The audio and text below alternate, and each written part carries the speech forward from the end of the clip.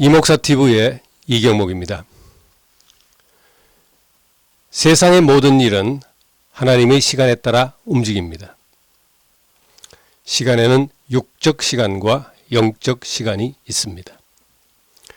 육적 시간은 물리적 시간이며 인간적 시간입니다. 시계와 달력에 나타나는 시간입니다. 시작도 없고 끝도 없고 뜻도 없는 시간입니다. 흐르는 물처럼 하염없이 흘러갑니다. 영적 시간은 하나님의 시간입니다. 영적 시간에는 뜻이 있습니다. 성경적 시간이며 말씀의 시간입니다. 하나님의 말씀에 따라 주님의 백성들이 행동하는 시간입니다. 잠자던 백성들이 일어나 세상의 빛과 소금의 사명을 감당하는 시간입니다. 하나님의 시간에 대해 전도서는 이렇게 말합니다. 모든 일에는 하나님이 정해주신 때가 있고 모든 목적은 이루어질 때가 있다. 그러므로 날 때가 있으면 죽을 때가 있으며 심을 때가 있으면 거둘 때가 있다고 했습니다. 역사는 인간의 의지와는 상관없이 전적으로 하나님의 시간에 따라 운행됩니다.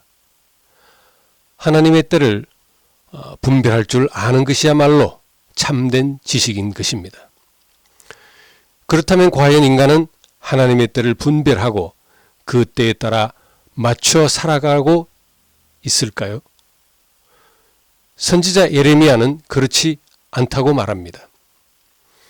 그는 기원전 586년 바빌론의 침공으로 예루살렘이 위기에 놓여 있을 때 하나님의 말씀을 백성들에게 전한 사람입니다. 예레미야는 말하기를 하나님께서 철새들에게 때를 정해 주었더니 새들은 모두 때를 알고 엄격히 지키는데 우리 이스라엘 백성은 그렇지가 않다 하면서 탄식했습니다. 들을 귀가 막혔으니 말씀을 들어도 깨달을 수가 없었던 것입니다. 하나님은 예레미야를 통해 이스라엘 백성들에게 수없이 경고했습니다. 그러나 그들은 하나님의 경고를 무시했습니다. 바빌론 군대가 예루살렘을 포위한 그 시간에도 만사가 잘 풀려나갈 것이라는 근거 없는 믿음으로 하나님이 주신 시간을 헛되이 흘려보냈습니다. 결국 예레미야의 예언대로 예루살렘은 바빌론의 공격에 무너졌습니다. 그 화려했던 솔로몬의 성전은 돌 위에 돌 하나 남기지 않고 완전히 파괴되었습니다.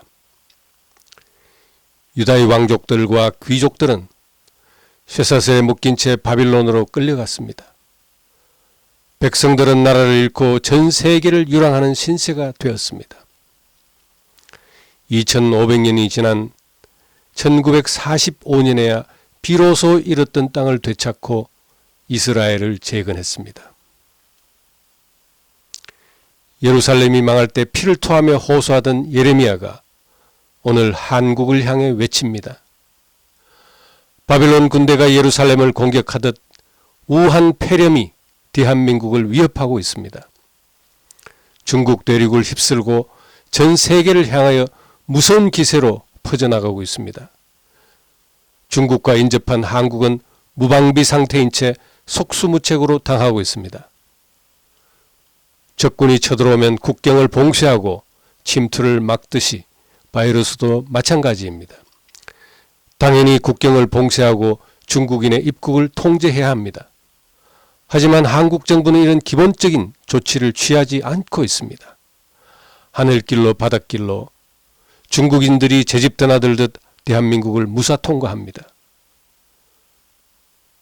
한국의 대통령은 나라가 잘 돌아가고 있으니 걱정할 것 없다는 낙관론에 빠져 있습니다.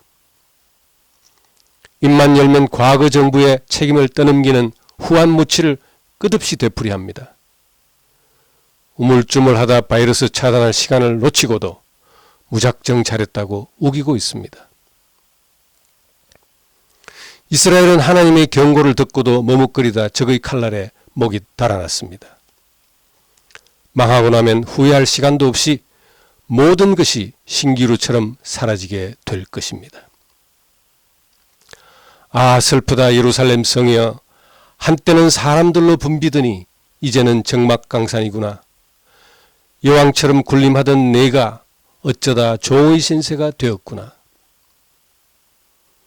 무너져 내린 예루살렘 성을 바라보며 흐느껴 부르던 예레미야의 노랫소리가 오늘 서울 하늘에 메아리치고 있습니다. 하나님이 우리 민족에게 주신 시간이 이제 얼마 남지 않았습니다. 끝까지 시청해 주셔서 감사합니다. 이 영상을 주위에 많이 공유해 주시기 바랍니다.